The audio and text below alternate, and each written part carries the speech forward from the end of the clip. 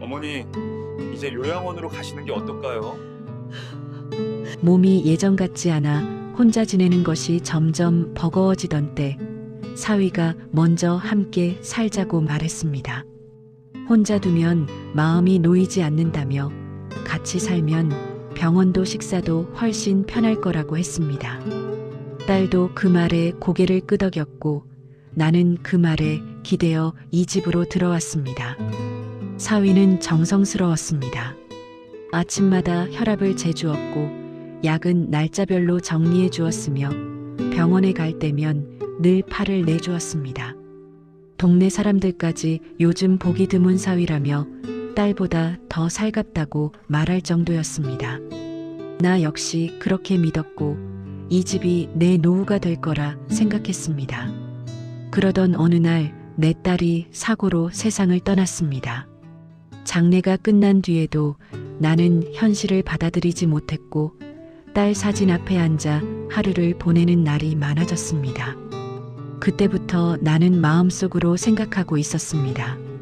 딸이 없는 집에서 사위와 이렇게 계속 함께 살 수는 없겠구나 하고 말입니다.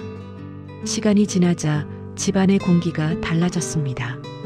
식사는 자연스럽게 따로 준비되기 시작했고 병원 날짜는 더 이상 챙겨지지 않았습니다. 그 변화는 소리 없이 그러나 분명하게 다가왔습니다. 그러던 날 사위는 서류 봉투를 하나 꺼냈습니다. 차분한 목소리로 이제 정리해야 할 것들이 많다고 말했습니다. 그 순간 나는 알았습니다.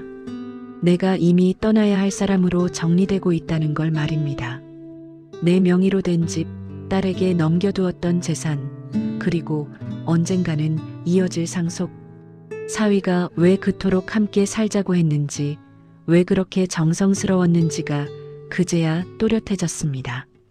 내가 마음의 준비를 하고 있던 것과는 전혀 다른 이유였습니다.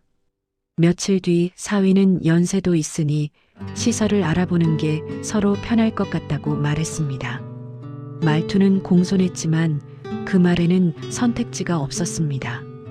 딸이 살아있을 때는 가족이었고 딸이 떠난 뒤 나는 정리의 대상이 되었습니다. 그날 밤 나는 딸의 사진 앞에 오래 앉아 있었습니다.